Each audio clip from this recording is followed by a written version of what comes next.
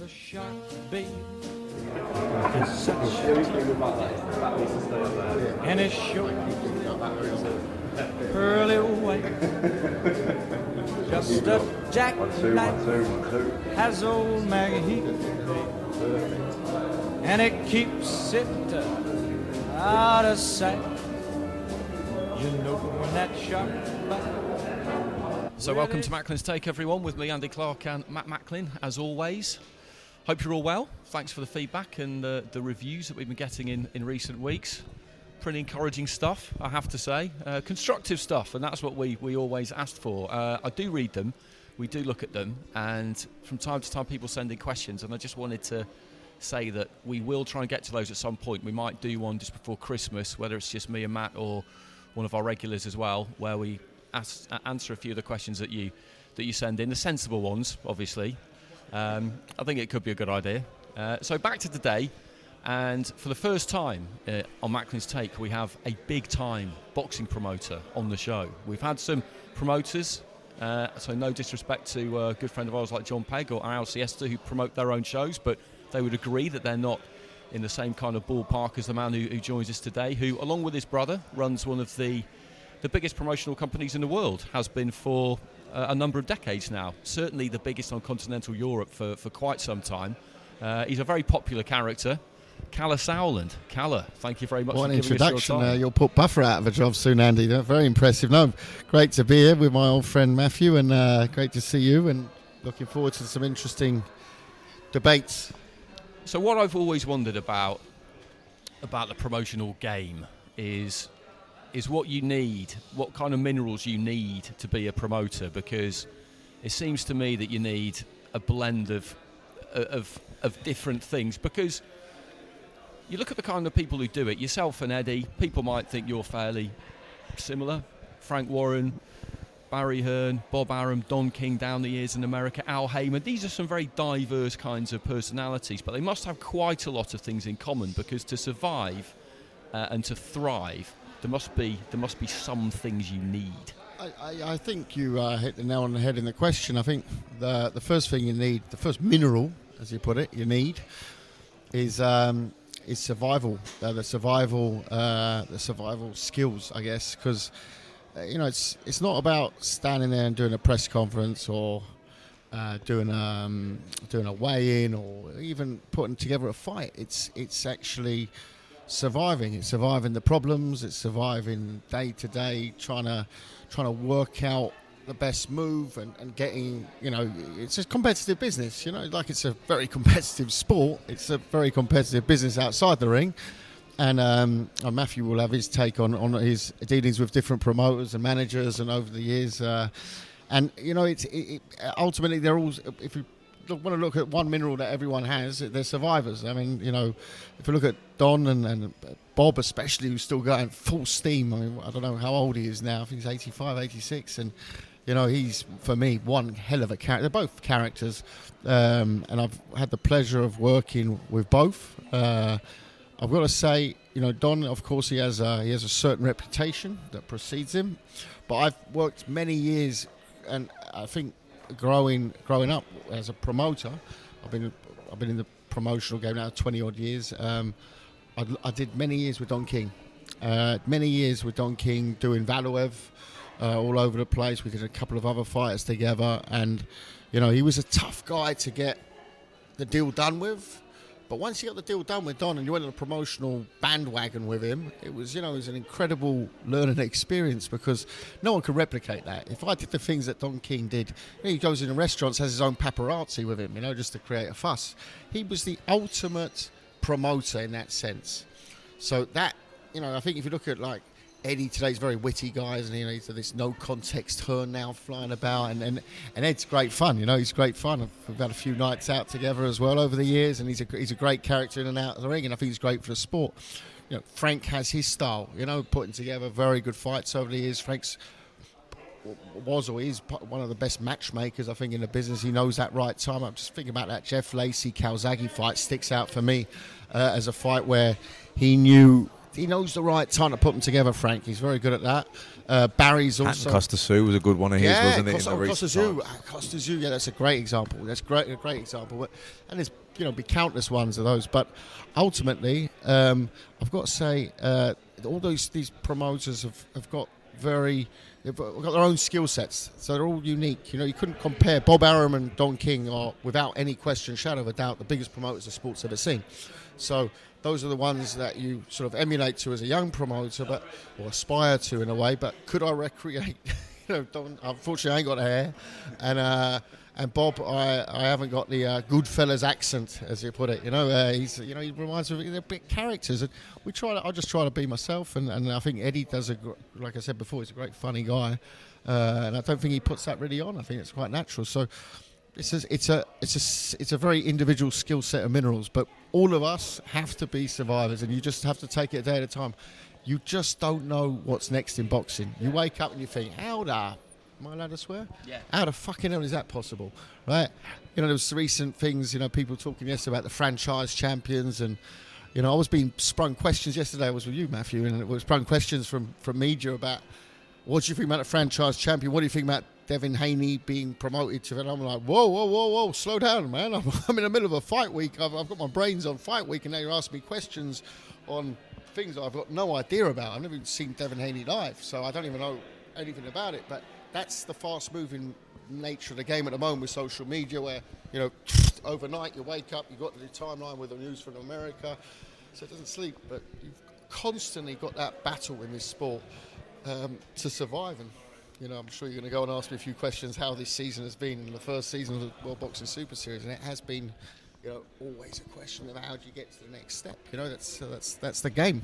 Well, I mean, it's an ever-changing landscape, isn't it? So absolutely. You think it's not about, even if you're trying to explain to someone, you can't say, look, learn this and you've got it sussed, because it's impossible. It's like, guiding someone's career. Even it's like, well, you can't. It's to give even a blueprint. It's like, I don't know. But I've been around a long time. I've been very experienced. Been around a lot of people, been involved in a lot of different scenarios, seen how they played out, how some went well, some didn't go well. I just know that I'll know the right thing to do at the right time. Whether you offer someone 5 fights in the first year or 10 or X amount, it's really there. And this is what I would try and say to kids when we were talking, when I was managing and things. It's like, the money's great and you want to get the best deal you can, but the most important thing is that you're getting on the right ship with the right people the right to guide your career, because the things are going to change. Right now, this promoter might have a deal with this network, but that might change in 5 years. But the bottom line is you're going with the people that can evolve and move with the times. 100%. And if you look at the last couple of years, I mean, let's take America. America is still the biggest revenue market out there, isn't it? And you look at it a couple of years ago, you had HBO and Showtime, and HBO was locked up with certain promoters, and actually the boss of Showtime, Ken Hirschman, went over to HBO. Showtime then sort of went on the PBC / Heyman side of things. HBO had everything else, but the budgets were, they were pretty much frozen apart from the pay-per-views. So it was the same budget you had 10 years ago, and it apparently was even going down a bit. Suddenly, overnight, ESPN get involved. Then you've got DAZN coming on board. Then you've got UFC departing from Fox, and Fox suddenly taking on boxing. HBO departing from the scene. The whole thing is, I mean, heavyweights. Look at the prices at the heavyweight division at the moment. The purses.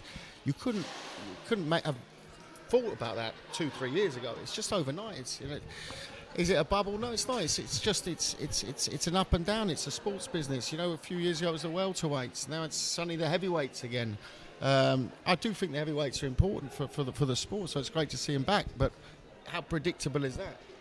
Did we think that? And people can talk about who the champion is, but the night that heavyweight boxing changed, no one can argue about this, is the night Klitschko lost to Fury. End of. What Tyson then went off and did for a year was one thing, or what he went through, but that's the night that changed heavyweight boxing. It took it back to the masses.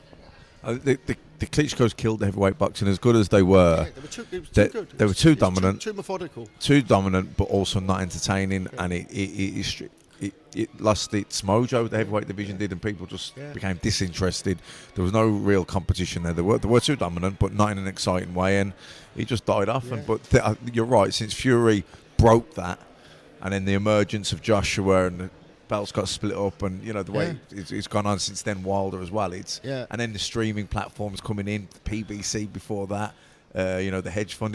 Boxing's just blown up really the last few years. And if you look at it, Matthew, if you look at it from all the different places where let's say the money's coming in, and we could say, promoter talking about money again, but the money's listen. This is not a sport which is funded by the government. This is not a sport which relies on massive global television rights deals. It's an entrepreneurial sport. It depends on private companies, private individuals to put money into the businesses. And if you look at the money that's coming to boxing now, what's great is it's such a wide variety of money. It's coming. You touched on the hedge fund, this very famous hedge fund deal behind the PBC. You can talk about DAZN coming in with the OTT monies, of course. You can talk about the resurgence of the pay-per-view market in the UK. I know people hate talking about pay-per-views, but unfortunately, the fight we're seeing this weekend, the Progress Taylor fight, the reason it's in the UK, I can tell you, because we made the decision, was because we had the ability to put it on pay-per-view. End of. And the reason that you can see this great fight on UK soil is because there is that pay-per-view model. Don't like it, don't buy it. It's sorry to be so hard, but that's what funds it. And that money, by the way, doesn't just stick with the promoter or even the main event fighters. It goes all the way down into the grassroots of the sport, because look, Progress has been round the Peacock this week. I'll give you an example. The last 3 weeks, the Peacock. I trained at the Peacock as a kid. It's an absolute monument of a place for boxing for me. The Peacock. It's for me one of the greatest gyms, and because of him training there. Think about the eyeballs the Peacock's had in the last few weeks. Think about maybe the new people walking into the Peacock. I want to go train down the Peacock. You're bringing in money. You're bringing in interest into the sport at that level, and that's comes all the way down. So it's not that it just sits at the top and it's all caviar up there and nothing down there. It goes all the way down, and that's great for boxing. I mean, it's interesting, we talked then, mentioned the hedge fund, the PBC, the DAZN, the streaming platform that are coming in, and they're creating this money that's around, and people are thinking, well, is that real money? Is it a bubble? Is it going to burst? What if they pull the plug? Where does it go then? World Super Series, interesting concept. It's like, how do they make that money work? They're fighting here, they're fighting there. Is it, again, some real, very, very wealthy individuals coming in, having a punt, trying to do it like a Champions League sort of thing with it. That's what we're trying to do. Like. I think too many people. I mean, listen. The good thing is when people talk about boxing, for whatever reason they talk about it, we are a niche sport. So any talk about boxing, positive or negative, negative, I'm going to have a few carve-outs on there. Of course, if it's negative and for health or safety reasons, it's not a good one. But everything else around boxing is a positive. People talk about boxing, so let them talk all day long about business models of the DAZN or of the WBSS. We've all got to work out what our business plans are. If I was going to sit here and explain the business plan of the WBSS, I'd say I'll be giving away a few secrets, and ultimately, it's the same with DAZN. The people behind DAZN are geniuses. These are geniuses in their sector of what they do in life, and whoever's listening to this, I'm sure you've got your own areas of genius. But these guys behind DAZN have a Midas touch. They started a very, very, very interesting company called Perform I think 10, 15 years ago now.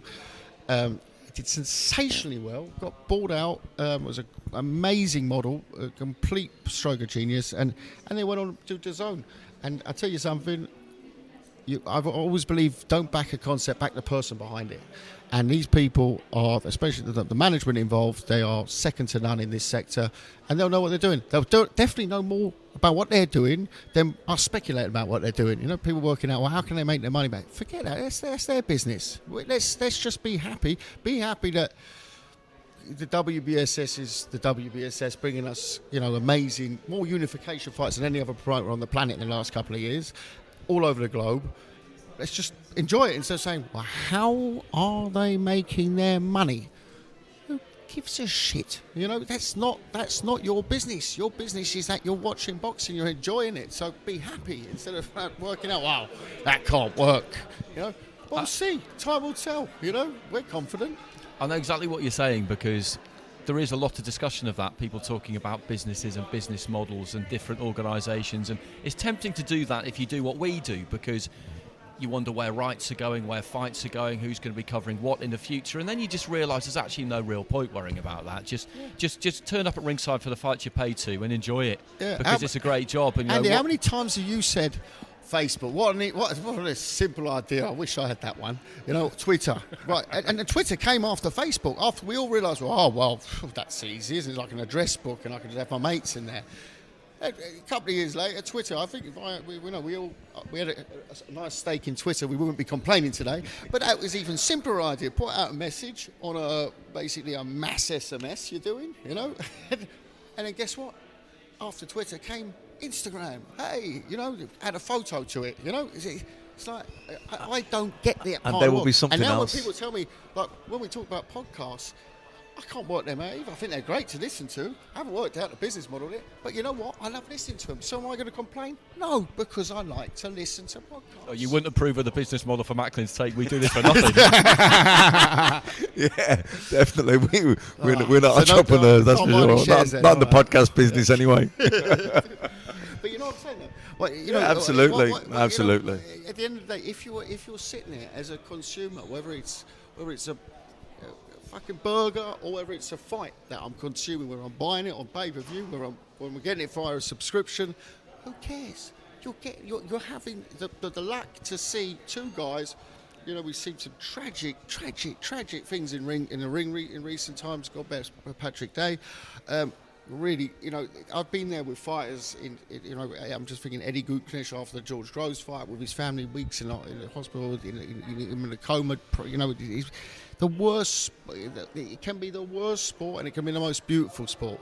But so, you know, look at what the fighters put into the sport, day in, day out. Forget the fight. You know better than me. Forget the fight. What's left in a training camp?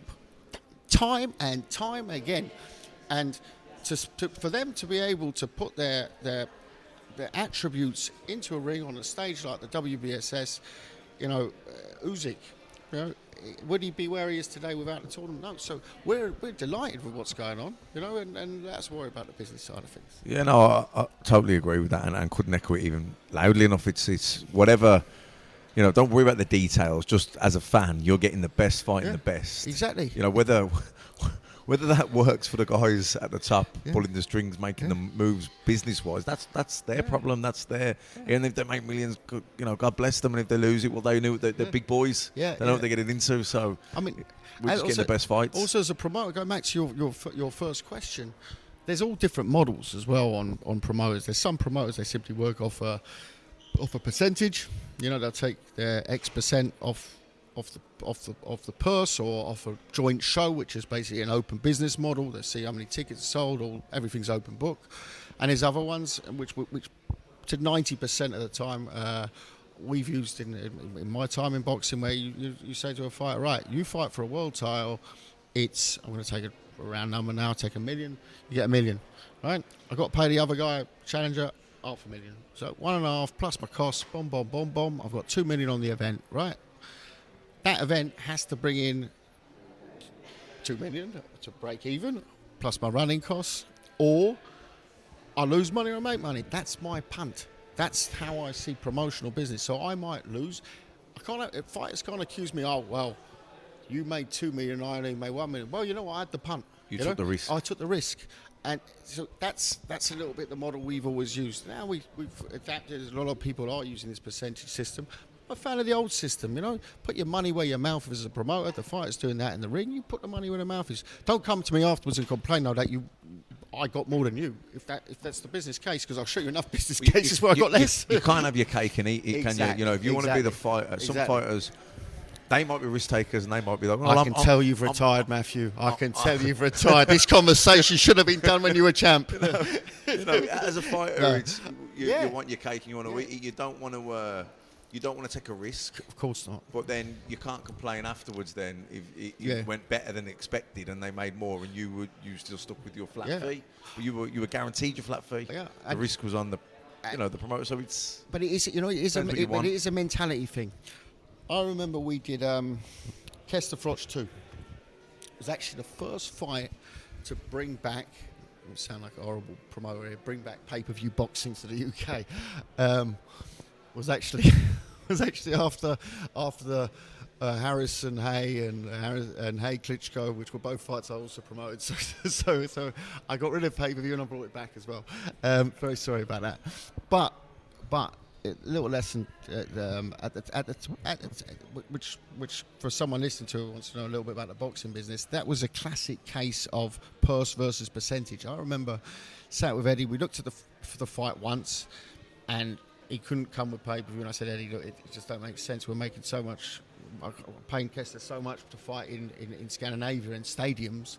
To come over and do the rematch with Froch, we can't go with X that Sky were offering on a normal show, so we're going to need a pay-per-view to get anywhere near it. Anyways, he came back 6 months later, and we sat down and bashed out a deal, and he said, "Come on, get Kester to work on a percentage." And I said, no, he's not going to work on a percentage. It's not the way. And Eddie was working with percentages. I was working with flat fees. So in the end, I'm not going to go too much into the detail on the numbers, but in the end, it was I had to, as a promoter, take the decision if I wanted to make the fight or not. Mikkel was very clear, I ain't going to work on a percentage. I don't understand. And I got him. I understood it. He didn't understand the UK pay-per-view business. He goes, yeah, what's the minimum guarantee? I said, no, it's not like Scandinavia. There's no minimum guarantees. It's a pay-per-view. Yeah, but what if they sell none? I said, well, you're boxing for nothing. You know, it's just the way you might actually have to pay money back. He goes, no, I don't understand that model.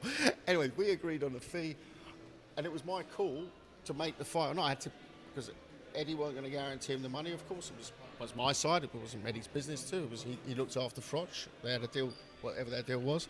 But I had to go to Mikkel and risk, and that was my risk. Did I make money on the fight? Yeah, I made a hell of a lot of money on the fight. But you took the risk. But I took the risk, You and took the Mikkel was happy, and never even asked. Mikkel was, one of the biggest gentlemen in the game. He never even asked me, how much did it sell afterwards? We've had a few beers since and a few training sessions since, and he's often asked me how much money to say. No, I've said this to Andy many times. There's an old age kind of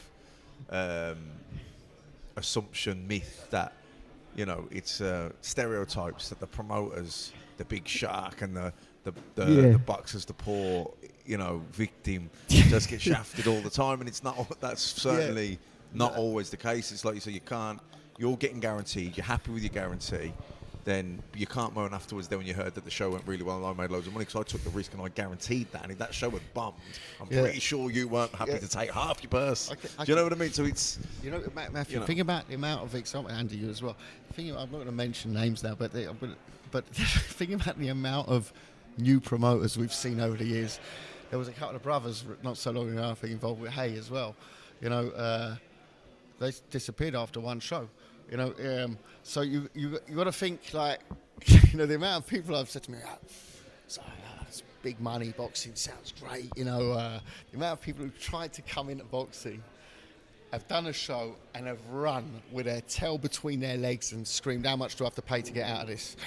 So, it all sounds like, so many people say to me, how do I get into the promotional game? I said, you sort of grow into it. I mean, if you look at young, unfortunately I'm now 42, so I can't call myself young anymore. At least not in this round. But if you look at a good example, Frank Smith. I don't know if your viewers know, listeners, viewers. See, that's me. You can tell I'm old if I'm saying viewers on a podcast. The listeners know. Frank Smith is CEO at Matchroom. I've known Frank since I think we did our first show together. Let's say 10 odd years ago. He's learnt it through the ropes. You see him doing more and more stuff now on Matchroom shows. He does grown into it, and he's definitely one that will become a great promoter in the future. He's gone from being T-boy. I think he was putting up. Once again, I guess I'm on a public thing here, but I think he used to put up illegal posters around East London promoting shows. So because he was too young to get nicked. But he's worked. He's worked. That is a rumor, by the way. If any other Allegedly. if the old bit are listening, that was definitely a rumor. I cannot make any statements to that. But Frank knows the business in and out, and I don't even think he's hit 30 yet. So he's won that for the future, and those are the sort. When people say, well, "How do I get in promotion?" I want to spend some money. I said, mate, you want to spend some money in boxing? You're going to lose money. Trust me. You can't buy boxing. You can't buy it. You come to boxing with money, you're losing it. But so you want to end up a millionaire in boxing, you better start off a billionaire. You know, and there's that many people that come in boxing. They've made a few quid. Yeah. Doing whatever. Selling cars, scrap metal. Whatever. Maybe they're good businessmen in that business, but they come into boxing and they do their bollocks. They do their and then leaving boxing, hating it. Hating it. The amount of famous rich people who've approached to do something in boxing, and you're like, man, and when they do get involved, and most of them end up being in like the more the managerial side of things. You have some celebrities backing a fighter. But when you sit and talk to them, you're like, and these are people who are so successful in what they do in normal life, and they're sitting there and they're talking to you about boxing, and you're just thinking, oh my God, mate, you have not got a fucking clue. And you're just sitting there thinking, oh fuck, this poor guy. You're going to get chewed up and spat out. Chewed and spat and God knows what else out. You're going to be the leftovers, mate. And these are successful people in much tougher businesses. Insane. And so someone always says to me, how did you become a promoter? Going back to your very first question again, what's the common thing? You have to go through the ropes. And that you got to do your apprenticeship. Yeah, you do. I mean, I started mine when I was born because I had boxers as babysitters, and grew up with a lunatic father who loved boxing. And my Sunday lunches were the old man would get his boxing pals round. At the time was Mickey Duff, Jarvis Astaire. Those are the big guys in the 80s. Occasionally we'd have Bruno on a Sunday. It would be the big thing, and so much talk. I used to bunk off school to go and hang out with my sort of makeshift godfather in London was Denny Mancini, with the cornerman, one of the greatest cornermen who ever lived, and he ran a small Lonsdale shop, and I used to bunk off school and sit in the Lonsdale shop all day. And Denny was such a character. You had everything from gangsters to priests coming to see him. We had everything. It was this tiny little shop, so I'd sit in the back. Carnaby Street was it? Carnaby Street, yeah, just off Carnaby, Big Street. Big Street. Yeah. Then they moved to the posher one, was a bit down the road. Was a bit bigger, but it sort of like that old shop. He did my corner a few times. Then he did. Denny Mancini. Yeah, lovely fellow. Yeah. He was the one who gave me the Tottenham thing. He first started telling me the Tottenham when I was a kid. And got me hooked on it. He would go every Tottenham game home and away whenever he could, and was a great man. But he knew, and boxing isn't a normal sport like that. You by going to events, you see the event, but the things that goes on in gyms. I had a gym job in the summer. I worked once at Frank Maloney's old office. It was in the city of London. Did a few months there. I just was generally interested in the game. It was it's a real interesting, colourful world. I think boxing, obviously the sport of boxing, 12 rounds, and the concept is pretty easy to see. You got to try and knock the other guy out, and It's the beautiful part. It's the simplest. It should be the simplest part. But until we start getting involved in what an actual champion is, then then it's a bit more messy. but I do think that even for the people who are just a bit more than a casual fan, who delve a little bit deeper and are real fans, like it or not, the kamikaze-ness and the business side of it and the characters, I think, is as addictive and as intriguing as the actual fighting itself. Oh yeah, 100%. Yeah, for my purposes as an observer, that I'm addicted to that. I find it absolutely it blows my mind. I can't get enough of it. And when I come to think about the kind of Wild West nature of boxing and the job that you do, I like to think that I'm fairly comfortable with uncertainty because I've worked freelance for such a long time. But you're another level. Boxing promoters, you have to not just be comfortable with utter chaos and uncertainty. You have to actually really like it, because that's where opportunities lie. Yeah, but I think we feed off all of the same ecosystem. Let me turn around. Let me ask you a question. So you say you love it, and actually I'll ask you both a question. Do you think, and I was thinking about it the other day, that boxing is a real resurgence in the UK? Now, we can thank the great UK promoters, Eddie, Frank, Mick, whoever all the promoters are. But I think, and I look at also, I'm really terrible at social media, and I'm not good at that at all. I thank God it wasn't around when I was a dating man, or else I've been a lunatic on there. But I do find it funny. So I love going through I'm an on-off guy with social media, but we live in it now. You've got to say, in the UK, it's thriving, and I think exactly what you two said, and especially you, Andy, just said. You love this, addicted to this sort of what's going on. But let's go back 20 years. If that was 20 years ago, you wouldn't know any about that. You wouldn't know that. I don't know. There was a legal fight between two promoters. You'd pick. When I was a kid, I'd get the KO magazine and the Ring magazine and Boxing Monthly, Boxing News, of course. But that would be it. And now you've got that Twitter feed.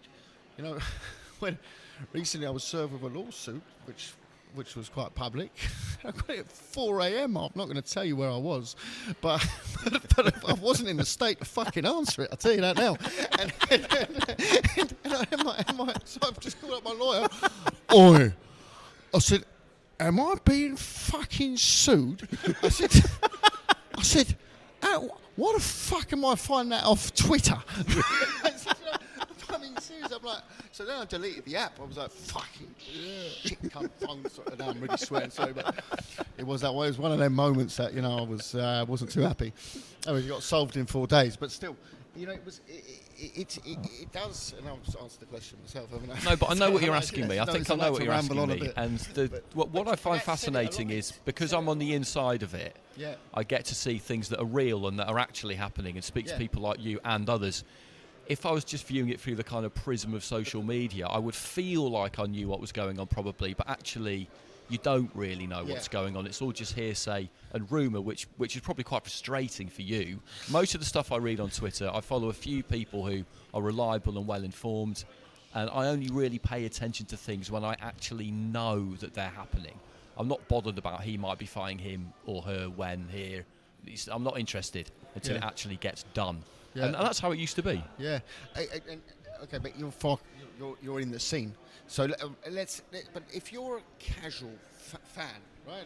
So we all work in the industry, it's in a certain sector of the industry. But if you're a fan, you've got that 360 picture now. That's what I find fascinating. Like when I was a kid, apart from those Sunday discussions that I could sort of put my ear to, I didn't know any of it. So I was like, right, when's the next fight getting made? The KO magazine comes out, I'll read it in there, or Boxing News is coming out, But now it's like it's as a sport to follow. We don't get that in football.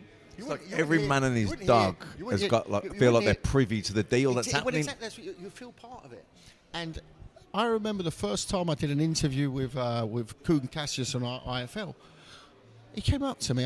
It was actually Kester Frost too. He talks about that a lot today. And I'm standing there. And Coog's a big guy, and I think I'd seen him around Hatton days, so I'd definitely seen him before. But he walked up to me with a camera, which I didn't even know could film things, and said, "Can I do an interview?" So I looked at him and I thought, "Is this a wind up or is it a bit of a laugh?" So I'm standing there, and I go, "Well, yeah." And then he sort of holds the camera in my face, and I'm thinking, what is he doing now? And then he started asking me bizarre questions, like totally off the cuff. And I actually thought it was a joke. So I started answering them in a really jokey way. I'd love to see if I could actually see that. That was the first one I did. After the interview, I was like, what is this? Yeah, what is this? This is like, what is it? I didn't have a Twitter account. I didn't know anything about Twitter. Eddie already had probably 100,000 followers. He was so far. Eddie was so far ahead on that one. Eddie changed the game with social Eddie media. Was the game He changer? came in 100% and was on making fights on Twitter. I and remember it was the like, first thing he goes, "Oh, you get yourself a Twitter account." I remember, I was like, "What do I do with that?" You know.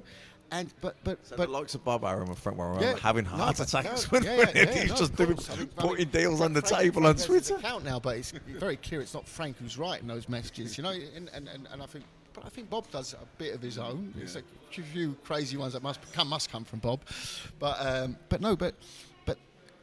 look at now the numbers that those streaming services do. I mean, Coogan is one of the funniest. I enjoy chatting with Coogan because I do let you sort of. It doesn't feel like it feels like a chat, and I think this podcast thing is very dangerous for people like me who just start fucking totally losing it and ranting about things I should not be ranting about.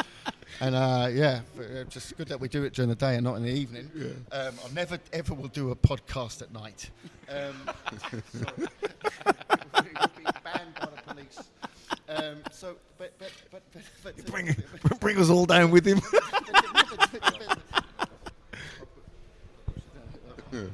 Pushing down the mic here, but if we just go back to that point I was trying to make with IFL. They've come on like leaps and bounds. It's more important to do an interview with IFL than it is to do an interview with Sky Sports News. Almost, it's crazy because they get great numbers, but that whole generation, and so I'm putting it all in one pot, and I'm probably totally wrong on this because it's not. That's why I have social media people who they're all a bit odd, the social media ones, I find. You know, sorry if you're listening. You know who I'm talking about. They do live in a bubble, and they're geniuses in their own right. But they're all nuts. It's a bit like this. They're nuts. They don't like literally. If you watch, I don't know if it's me. Maybe I'm just too old school. But when he sit there, and someone's one-on-one with me at a lunch or a dinner, and he's just going through his timeline, I feel like picking up his fucking phone and just dropping it in the water. You know, no, I'm the same like that. It's addictive. And my brother, for example, you go watch my brother. He sits there. It's like he's attached to the phone with his head. Actually, Eddie's another good one. Eddie's always like he's constantly. But that is a certain mindset, and like I said before, Eddie was a game changer in terms of social media and boxing, and that is a great thing. Been a great thing. I mean, someone's got to teach me how to use that Instagram now. I've learned Twitter, now I've got to move on to Instagram. I mean, I think it was a game changer. I think Eddie was the one who certainly changed that game, but it's definitely a tool, isn't it? Now, and we can't. No matter how old school you are, you can't. If you want to move with the change, move with the times, and you talk about the ever-changing landscape, you have to. Matt, if you were fighting, I was promoting you, and I was announcing a fight. How would I do it? I called my press guy, and I'd say, right, this is the quote of Matthew. This is the challenger's quote. This is my quote. Put out a press release. You'd wait for the press release, and you'd hope that people pick up the press release. You'd call up people, or you'd get your media guy to call up people. You'd call the media guy and say, why are they not fucking writing those stories? And the media guy would say, well, I haven't spoken to them yet. I said, why are you fucking not on the fucking phone? and that, but it was true. How many times I've done it, and I still do it now. And the guy goes, we haven't done a press release. I said, why are you not fucking done a press release? I said, because it's on social media. Ah, okay, right. It stopped it. It's killed off that whole press release thing. It's old now, isn't it? It's old school. You wouldn't a press release now. You sort of do as a formality almost. Does anyone? I haven't read my own press release in about 2 years. You know, why would I? You know, it's even enjoyable. Donald Trump. Yeah, the president of America who's never off Twitter. No, I mean he's interesting on Twitter, isn't he? I'll tell you something. There's some fucking lunatics out there, but I tell you, he is one fucking lunatic. I tell you. In fact, I follow him. We're diverging a bit from boxing here. Although don't worry about it. He is a big boxing fan, which was also a worry. My old man did a photo shoot with him and Valuev once, and I mean, listen, Boris Johnson's another fruitcake on Twitter, but at the end of the day, you have everyone is out there, and it makes everything transparent. And boxing is just another part of that. I just think for our sport in particular, where you don't have, in football you couldn't do that. first of all, contractually, the players aren't allowed to say shit, right? If they say anything, they get slapped from. Imagine Del Boy was a professional footballer. Can you imagine the fines from the club and from the? He'd be permanently suspended. He'd be banned for seasons, you know. He'd be permanently suspended. forget what he's actually done in a ring. As you say, the difference. We'd be playing to break even. Exactly. No, exactly. So, but we're such an unregulated sport full of a bunch of lunatics, right? Which we all are, whether it's fighters to promoters to agents. Lunatics. We're complete. We're a nut house, basically. We're a complete mad shop, and social media allows the world to see how fucking nuts we really are. But I think that's what makes it so great That's as what- well. that's what I'm- I think that's what I'm people saying, love that's it what I'm saying. because it's full of all these characters. Just yeah. Oh, they do. I covered football for a long time when I was coming up through radio. You had to. It was the biggest thing out there, and even in the time I did it over a course of 10 years, it really changed. That the access you got really changed, and all of a sudden it seemed to be that you were kept away from players rather than have them made available to you.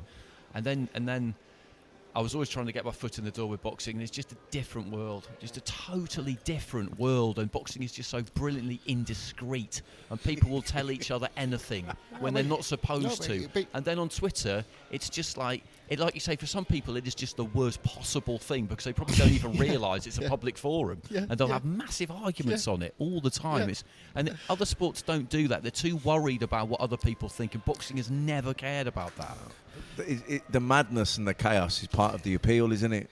I think in football and mainstream sports in other countries, I think they're quite insulated, aren't they? Yeah. Within the club, they have the big management company, PR people dealing with stuff, and everything's they're kept away really, and they're kept like say, insulated. Imagine you are doing a podcast in football, and if you wanted, with your connections, if you wanted to have, I'd say 99.9% of boxers you probably get on your podcast within a month, right? 99.9% who aren't hiding away. So that basically every big boxer would come on it. You try doing that in football, you wouldn't get no one on it. No one, because you know why? Not even if they wanted to, they can't. They're not allowed. They're not allowed. They're not allowed to go on it. It's such a. I mean, I'm not saying I love watching football. I'm a massive football fan, but as a sport on social media, I don't fucking look at what would you look at? No, you like hearing rants about this one ranting about the other. You don't even use it as a news feed. It's like you said, it's an entertainment. That's it. If I look at Twitter, I don't want to see what Cristiano Ronaldo's have for breakfast. I want to see Curtis Woodhouse go round to someone's house. Yeah. Troll hunt. I remember that one. That was one of the best ones. I remember that one. That was about 4 or 5 years ago now. Yeah, it's a while ago. The It's troll amazing. hunter. It was amazing. That was Tracking him through the day. absolutely amazing. It's true though. The access that journalists or people, fans have to boxers, as opposed to say football or any other sports, there's just absolutely no comparison. Yeah. And as chaotic as boxing business sport is at times, I do feel that is part of the law. That's part of what makes it so great. Without a doubt. 100%. It's just, for me, it's just magnified these days. But going back to my original point question, is I think a key ingredient on keeping boxing so sexy at the moment. It just made it more appealing, because it's not. We have breaks in boxing. They don't fight every weekend. Certain fighters, no fighters hopefully fight every weekend, but there's breaks, there's gaps in our sport. It's not like a season where you go, right, okay, we're playing home and away. No, this fills in those gaps. When you compare it and you think, look, boxing, it's not a weekly sport as in the way football is, or even basketball, baseball, where you follow a team, they're playing twice a week or whatever. But if you look at the big events, the Mayweather Pacquiao's, the Ali Frazier's, whatever, down through the years, they are the biggest events in sport that generate the most money. The best fighter on the planet is generally the highest sports star in the world. Canelo did the big contract, obviously Mayweather, back in the day, Tyson, Muhammad. These people, when boxing gets it right, when the big stars come along, it's bigger than anything. Just imagine, I was just sitting there, just thinking about examples. Just imagine back in the day, Don King and Bob Arum in the 70s and 80s on Twitter. and that would Don King. I mean, would be.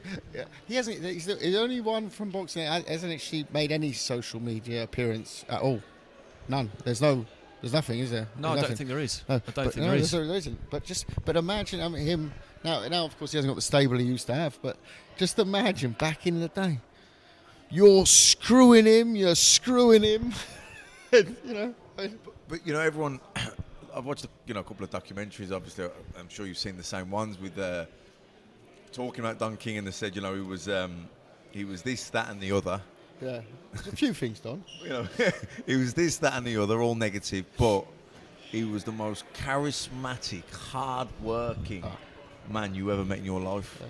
I remember his office in just north of Miami, and I remember going in the first time, and it literally is like it's in I think just outside Fort Lauderdale, and it's quite a normal American sort of suburb, and then he's got this. It's not a skyscraper. He calls it a skyscraper. It's not a skyscraper. It's like a mini sort of half skyscraper. It's all got gold windows. You pull up. It's a very funny story. So we pulled up. We were staying nearby. We were going for the Abraham Miranda rematch. I was in Florida at that fight. Yeah, I wasn't at that fight. I was training with Buddy McGirt down in Vero Beach, a couple hours north of Fort Lauderdale. Anyway, it was after the first fight where Abraham broke his jaw, so it was the big rematch. And it was Don. And it went off in the ring after. He didn't Abraham's brother put the Abraham boot in and all that. We were in the fucking nick till 5 a.m. I had to go pick him up. But in Miami on a Saturday night, have fun. It was a great night. But no, so we went to visit Don, and Don said, "Hey, you gotta calm down." He always calls me 007, James Bond.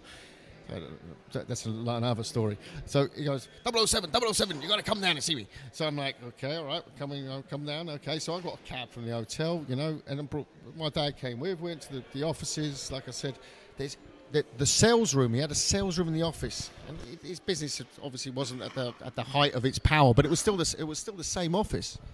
And walked in. First of all, it's like a floor, like a trading floor, with all the times around the world where he was getting these guys to sell the TV rights. There was no windows in there. It was in the middle of the thing. It was crazy office. But the funniest thing was, so he's sitting in the room and we spoke for an hour about our different projects, and said, "Look, Don, sorry, we've got to go back to the hotel now." And I said, "Oh yeah, well, you're a driver here?" I said, "No, I've just got a cab, mate. Driver. I was thinking, I ain't got a fucking driver in my fucking Florida. Yeah, I've got drivers that fly with me." So Don clearly did. But this is hysterical. So my old man's very conservative, old school guy, self-made guy, very, very, very normal, humble guy. And I might be a little bit different, but so he said, I said, no, we're just here with a cab. He said, "No, my friends from Germany, we all do not go with a cab." So. Okay, right, fair enough. Yeah, just wait outside. So he made a call, waiting outside, said goodbye. I said, "Listen, Don, but we're in a bit of a hurry." So we waited, and my dad's going, "Oh, I'm going to get a cab now, fuck this." And I said, "No, because suddenly he pulls up. He pulled up, first of all, a purple Bentley convertible with chrome, like the proper rapper alloys, yeah? I'm looking at it going, yeah, that's a bit of me, Miami, aye. And the old man...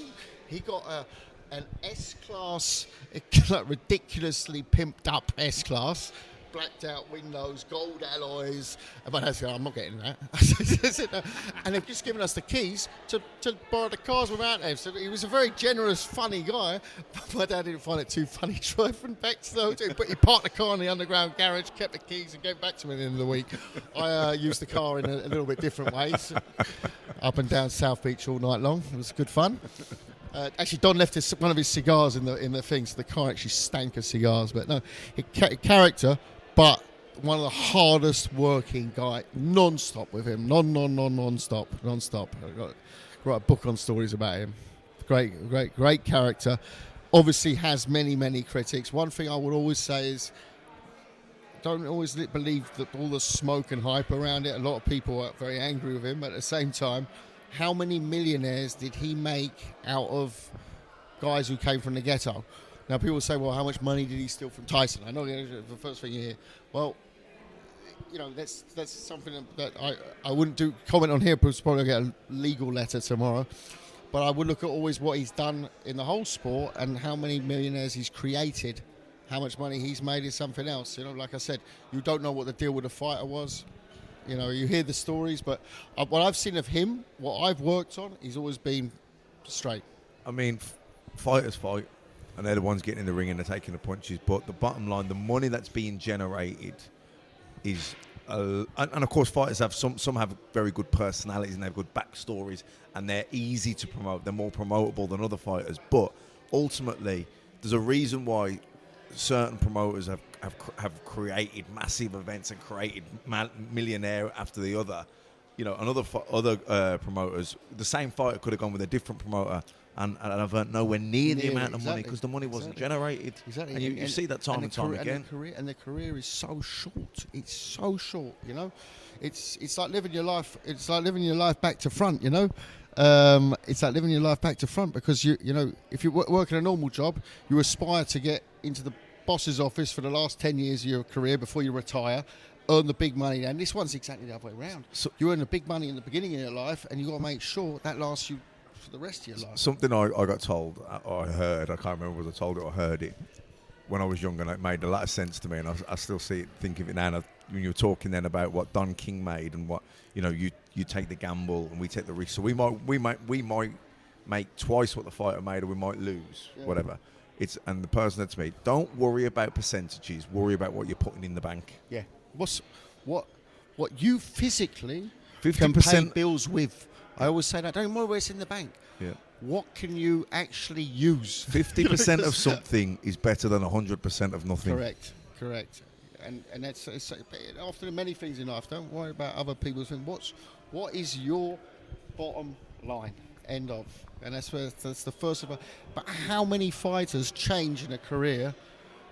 And we talked about it yesterday. How many people you get fighters who you build up all the way through, and at Team Sauerland, I'd say 90% of the talent over the years, all the champions, they've all been homebred. That means we've taken them from the amateurs, from the first fight, invested in them, made them world champions, hopefully, and then, you know, until the end of their careers. You know, we never went to court with a single fighter. Reason for that was we were a way of running it, which we were very open, very transparent about it, because we didn't show them our business. We showed them what they can earn, and they could either agree or not agree. What was always often the issue in later years, a lot in the more recent years, you've had the development of advisors, agents, advisors. There's some great managers, there's some great management companies, you know, but there's also a lot of frauds, and the frauds that turn up, they're the worrying ones because they normally disappear in the sport pretty quick. They get found out, and promoters sort of stick together then and keep them out. But they're the ones who turn up, zero risk, right? Zero risk, have got not a clue about anything, do a bit of Google research, and turn up and then talk the business with you.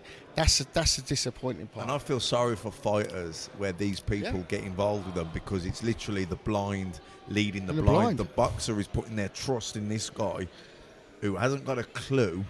Maybe he's a bit of a sharp geezer doing something else, and then gets in, thinks he knows the boxing game because he's read a few books, and all of a sudden this fighter's following his lead, and he's throwing his career around by putting his faith in basically an idiot.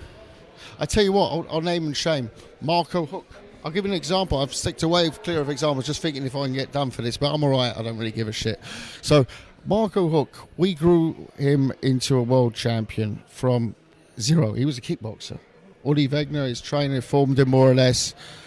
I got him into a TV deal, or was with us. He was earning close, pretty much $1 million a fight, 3 times a year. You just look at his record number of defenses.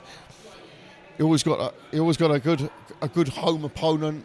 Not going to say a good home decision, right? but let's put it, he had a lot of close scratches, and he came through them. Yeah. He thought he was being clever, tried to out-trick us with once again one of these famous advice, and he was almost part of the family, and he screwed me.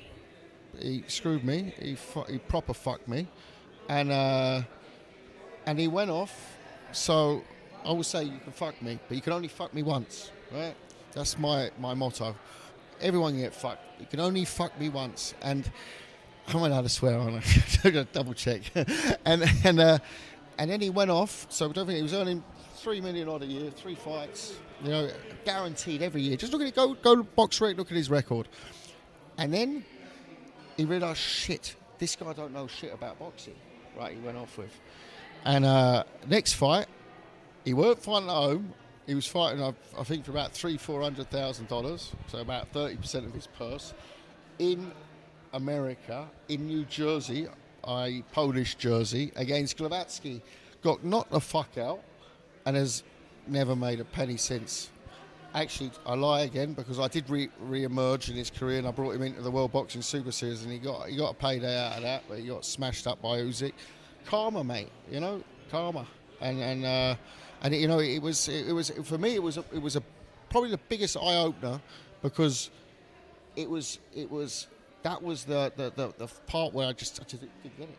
And today he will be sitting there and not getting it either, what he did. You know, do I hold it against him? No, he was a young guy. You know, he still is a young guy. But you know, that's no excuse. It's frustrating though, and you actually feel sorry for the fighters being ill-advised. And I know, and I can remember myself when you're there and you learn, and I learned the hard way with some things, and not having faith or trust, and thinking, you know, having this kind of feeling of suspicion that everyone's out to get you, and you've got to be careful of who you're mixing with and what stories you're listening to and giving weight to, because, you know, if you're with a negative, suspicious, skeptical guy, cynical, that thinks the promoter's the bad guy and the boxer's the victim, and you're hearing that day in, day out in the gym, you know, you're eventually going to start getting that chain of thought. You're going to develop that mentality, and it's not good, because the reality is, when you talked there about guaranteeing the purses, taking the risk, you know, when a fighter comes out of the Olympics or whatever, turns pro, now, for him to get from, let's say, 3-4 years down, 5 years down the line, he's packing out 20,000 arenas and he's doing pay-per-views on Sky or whatever network. That didn't happen overnight, and it didn't just happen because he won the fight. It happened because you called up the guys in the media, you lobbied, you publicists, you created opportunities, you got him on the pitch at a football ground, you picked the right fights at the right times, you put him on the right undercards. Definitely losing money when he comes out the amateurs and he doesn't sell a ticket, but he's boxing on 200 miles away from where he's from, so he hasn't sold 10 tickets. He's probably had 10 comps, but hasn't sold 10 tickets. You know, he's not on the TV, he's not on the telecast, but you're paying him whatever you're paying him. You're paying his opponent a lot of money because the opponent knows he's a good amateur, so he puts the price up. Hotels, expenses, and he's having 6 of them a year, and you don't really start making money on this kid till 2-3 years down the line. Like what money has gone involved? Well, not only that, what about your time? Yeah. What about your expertise? You got to get paid for that. And the other thing that kills you as a promoter is the running costs, because if you want to deliver on that level, you can't just go and say, right, I'll hire that for that amount of time. It doesn't work that way. You've got to have employees who are doing it the whole time. Yeah, because then you're invested. So you've got to keep going. It's not that they don't ask for their salary when you've got an event where you don't have a month, but when you've got a month where you don't have an event. You know, it's constant running costs, so that factors in as well. On average, we used to work out that per World Championship, and I'm talking German purses, mostly Scandinavian purses, couple of UK guys, but mainly based on continental Europe money. We would have invested just over €1 million per world champion by the time he turned world champion. I'm factoring in things like guys who didn't make it, etc., etc. So that's a lot of investment, considering your hit rate in terms of world champion. Not everyone you sign up, you think. My brother's a great one at that. My brother falls in love with fighters, and my brother's a great spotter of talent. But he also gets it wrong quite often, as I remind him. I still think he's one of the best young guys out there who can spot a talent. But we're not supermen. You can't. You know, I've seen, and you've probably seen much more than me, Matthew, and Andy as well over the years. Seeing in gyms. You watch a fighter in a gym. You look at his amateur records. You think, fuck me, I've got to have him, right? And then you go and do the deal with him. Sorry, I'm smashing this about it. But and when you get to that stage and you sign them as kids, it's all good. You know, you watch the first, but they're always on the undercard. They're a bit earlier, then they get a little bit later, then they're slowly building up to the. So I remember there was one. Actually, I can't remember his name now. He was amazing. 18-0, I think 16 knockouts, light heavy. And I put him in. I think, European title fight. And it wasn't even main event; it was co-feature. Well, the second one was also a big production on German TV, and the guy froze. It was like stage fright. He'd been there before. He'd fought in the venue, but he always fought, half-empty arena, the big lights on, and he got up there, and I was like, fuck's up with him, He was a killer in the gym, he was a beast, and I was like, huh? And you're already 200, 300, 400 grand down on the kid, so that's a big mistake. Imagine you, as a property investor, let's say you go out and buy a flat for 200, 300, 400. I think it's big money, and the flat tomorrow gets pushed away by a rainstorm. Right? That's the feeling. So when people say, "Oh, boxing, great, super money," yeah. You come with me for a couple of years, and I'll show you super money. That's when you say, of course, at the big end, it's exciting and it's great. At the end of the day, though, a lot of it, the reason you do it is not the money. It's because you love doing what you do. Can moan about it all day long. I'll moan all day long. And you won't meet anyone in boxing who doesn't moan. Everyone moans. I can see you smirking already, Andy. It's a drug, isn't it? You probably don't know every promoter who says, this is shit. You spend an hour with a promoter, he'll like 59 minutes will be, that's fucking crap, this is shit, that's rubbish. We're the most bitter, horrible people at times. Cynical. Moaning, cynical, moaning, bitter. But it's a drug, isn't But it? at the end of the day, I would say, then fucking walk away. It's a But drug. that's exactly what I was about to Can't say. walk away because it's table. it's so You're at the addictive. table. It's a You're at drug. the I'm table. telling you, the lows are absolutely. Why didn't you take your money Rock from bottom. your career, walk off, and become buy some properties and Well, I've done that. and watch golf? No, but you understand what I'm saying? No. But, I can't get enough of it why because I'm addicted. Exactly, I'm still here. exactly, I love exactly, it. I love this. I exactly. love talking. I love chatting. I love these conversations. I mean, the same for you. There's other sports as well. as right? Andy said, we're not a good business model to follow on the podcast. We haven't earned a penny. All this does cost us money and cost us time, but we love it. We're immersed in it. We're addicted to it. I'm retired 3 years, and I'm as addicted to it as I ever was. I think I can smell a comeback. Do you know what I mean? and it's because of the characters. It's because of the kamikaze-ness of it. Do you know what I mean? Well, you pointed at me when you said kamikaze.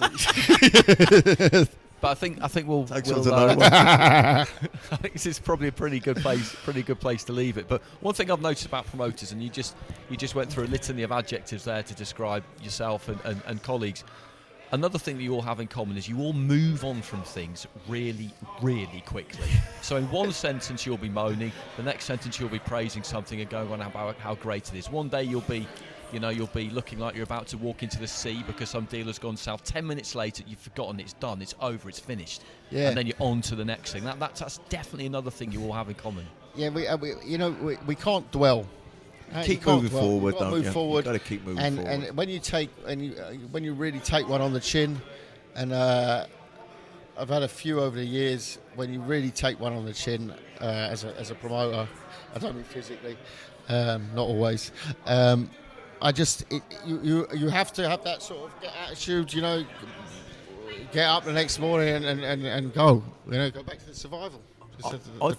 I think promoters in business are like boxers in sport, because to survive, like you say, you got to have tenacity. I mean, you talked about Don King, we'll talk about Frank Warren, just quickly because we're on the subject, and the tenacity of that man to survive and to survive. What are you talking about, Frank or Don now? Frank Warren. Frank, yeah, no. The tenacity is just admirable. If he was a boxer, he would be Rocky Balboa. Yeah. You know what I mean? The fact that he's still there, you know what I mean? You have to admire that. And to be fair, you've got to look at also that Frank has. He's like I said before, for me, one of the best promoters, especially at matchmaking. But also look at his work with Box Nation. I mean, you could once again. That was a bold move. That took some balls. But going back to that thing about the business models, how many people came out and said, "Well, that's a stupid business model"? I'm not thinking, mate. Are you a shareholder, or what are you?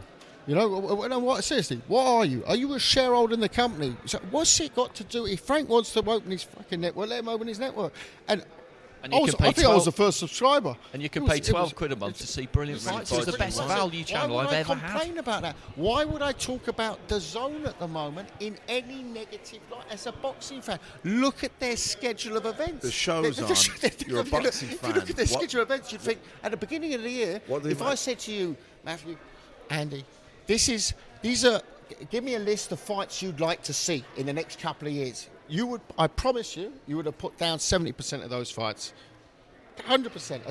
As someone who knows the game and someone who knows what boxing is, you would put down those fights, and they're delivering them in an autumn. You know, what are you interested about what their business model is? Same with Frank, with Box Nation. You know, I was spending a lot more time in Germany at the time, so I had one of those pirate dishes up. I shouldn't say this now, should I?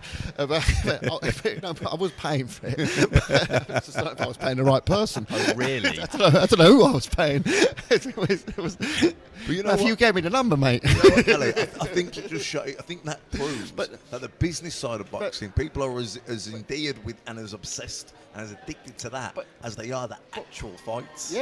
Yeah, but I'm with you. You know what I mean? I But agree. I get what you're saying as well. But it's tiring, but it's funny. It's funny, and it's part of the banter part, and all good.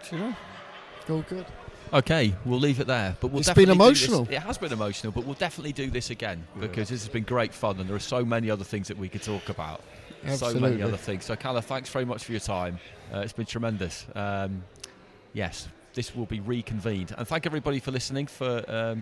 As always, and if you can find your way onto, if you can find your way onto iTunes and give us a rate, give us a review, and just keep letting us know what you think, because we are interested in what you think, and any suggestions you've got. If the people suggested are accessible, then we'll do what we can, and we'll be back again next week.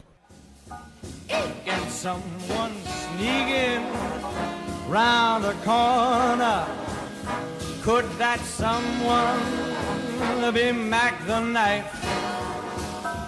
There's a tugboat down by the river, don't you know, where a cement bag